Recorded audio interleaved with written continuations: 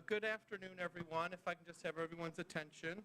My name is Garrett Duvall with Phillips Funeral Home, and on behalf of Sharon, I'd like to thank everyone who's gathered here today for this very brief but important time to come together in this space, to pause, to reflect, and to remember. Arland, or more affectionately, probably to a lot of you, Art. So before we begin, I would like to ask, if you do have a cell phone, just out of respect, at least have it on silent. Inevitably, it will go off if you don't. And with that said, I have the honor of inviting family friend Adam Del Grosso to come forward to lead us in this time here today.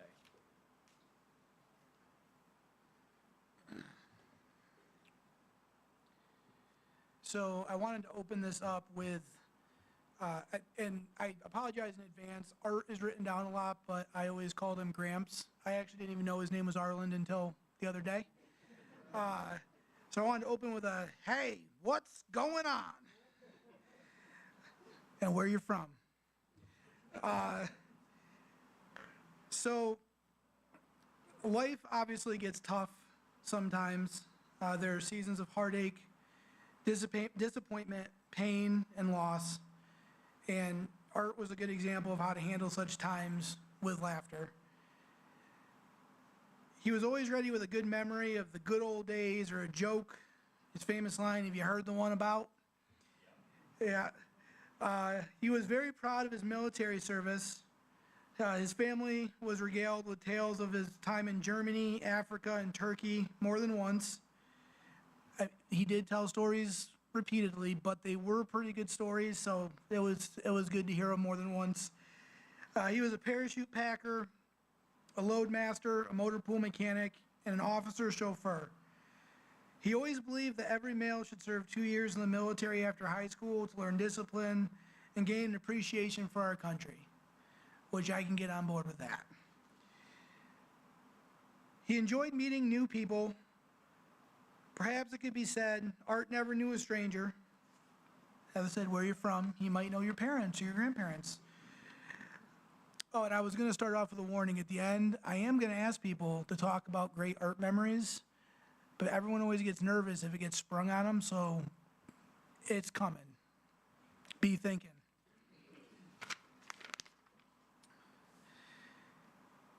He and Sharon, whose name I also learned recently because she was just Mrs. Gramps in my head, had special friends throughout the years. Malcolm and Margaret, Roy and Mary, and Tony and Marlene.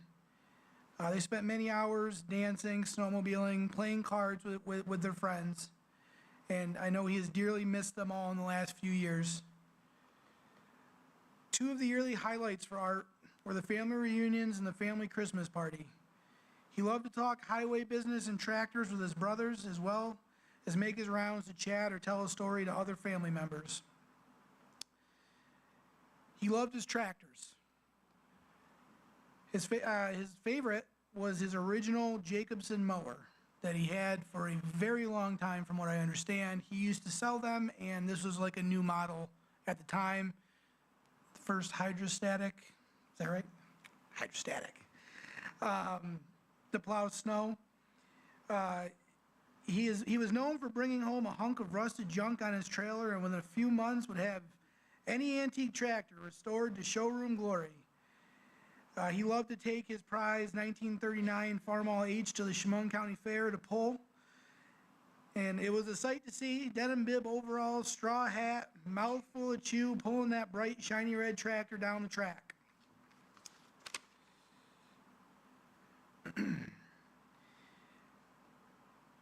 He leaves a family legacy.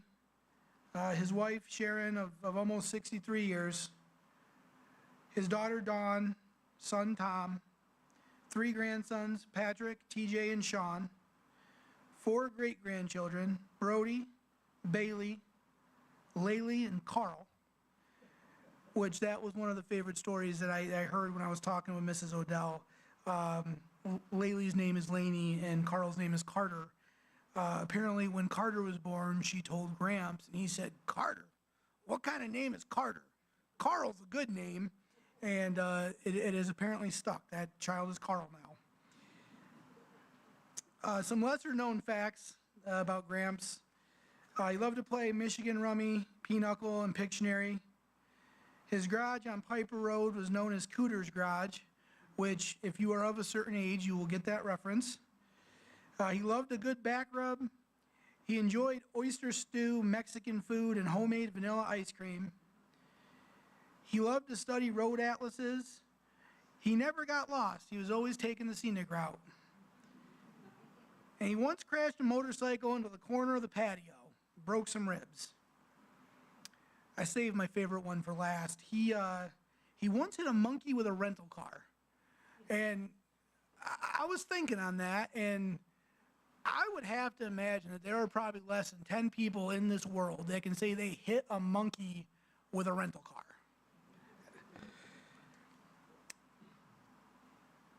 Art always lived with goals in mind. He always wanted to have a job he liked, to travel. He wanted to find purpose in life. He succeeded right to the end. He made wooden doll closets in December for the great-granddaughters. So I'm going to open the floor for memories. I'm going to start with mine since I already have the mic. So I've been friends with Pat for years, and I drive race cars. And Gramps used to come up all the time to watch and insert his opinion on the state of mechanical affairs. And as he got older, the trips to the bathroom became more frequent. And if you've ever been to Woodhall Raceway, the stands are cut into a hill. And there are steps, which are normal-sized steps, about this big. And then where the grandstands are is just boards with probably a 2-3 foot drop down so people can sit. Well, Gramps would come down, following the stairs, till he got about 3 rows away from where we were sitting. And then he would hop down the grandstands. And every time he hit, I could see Pat just tensing up. Like, I'm going to have to explain to Mrs. Gramps why he went rolling down the hill. He always made it. He'd always look at us like we were crazy for suggesting he use the stairs. And he would always offer us a Red Man, because this is what men chew. Sean gave me this because he knew I used to chew, and I've quit, so I'm gonna leave it up here for Gramps. But if anybody has any memories that they'd like to share, please come up.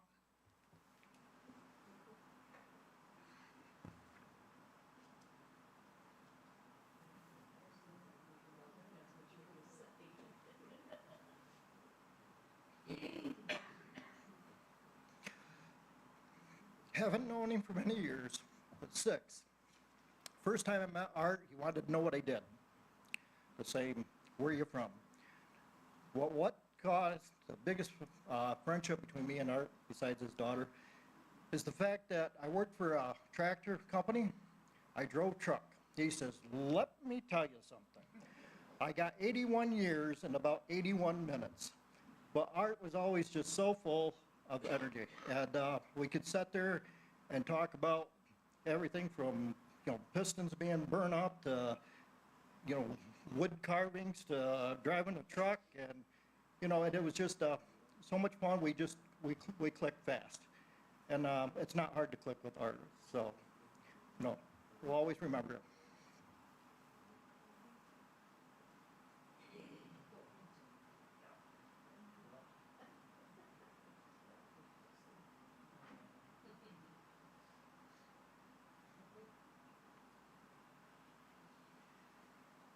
I'm not real good at this, but about 50 years ago, Art and I worked for the same company, drove for the same company.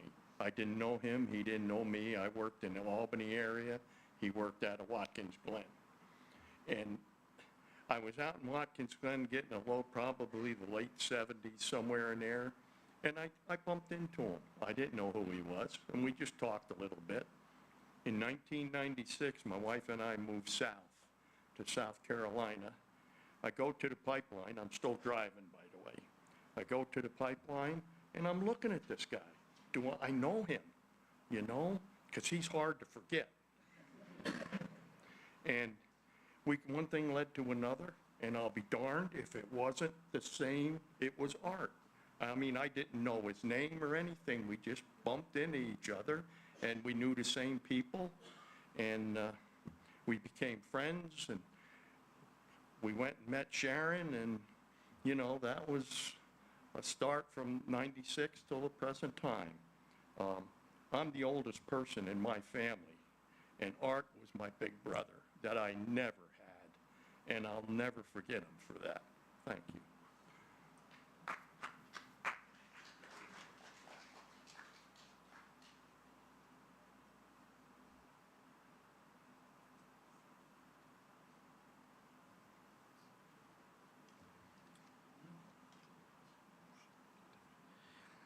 I did forget, I left out an important part. Art also had a clearly different definition of retirement than most of us would have.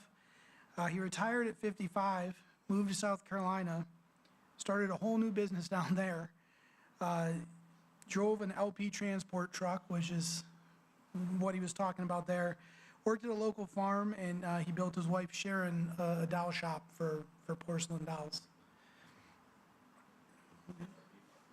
In an RV park. I mean, I'm young still, but in my head, retirement does not involve all of that, but some people are just built different, and Art was definitely one of those people.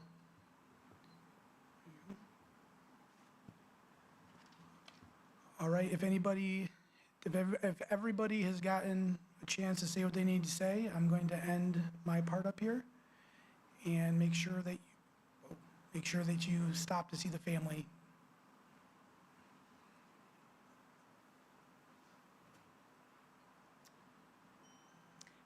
About 37 years ago, a really good friend of mine came to me, and she started talking to me about what happens when you die. And I got thinking about that for obvious reasons, and I thought about what she told me, and I really didn't want today to pass without sharing it with you. And what she simply said was that our bodies are just temporary and they die. But the real us, our soul inside, will live forever. And she pointed out what the Bible teaches about living forever, that we can live separate from God, or we can live with God. And I said, well, you know, why would you not choose to live with God? And she said, well, I want to tell you that God sent his son to earth, and only perfect people can go to heaven. And since none of us are perfect, then how does that happen?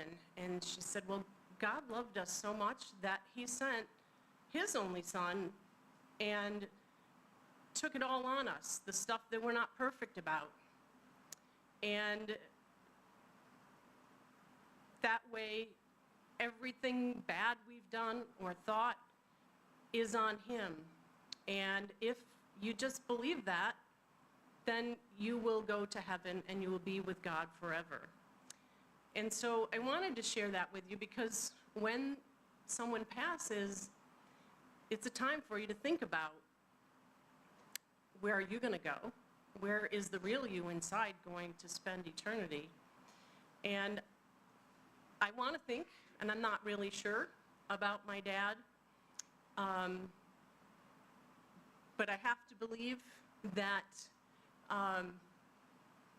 each of us have a choice, and we still have time to make that decision.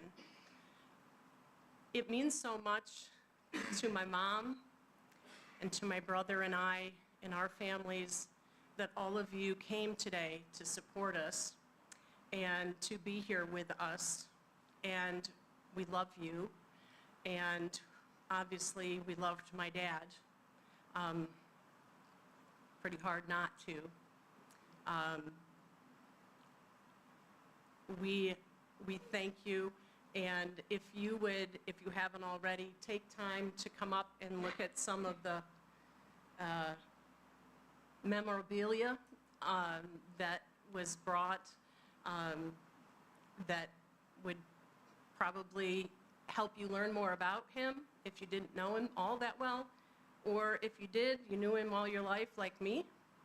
By the way, I had the best dad. Then we would invite you to do that. So thank you.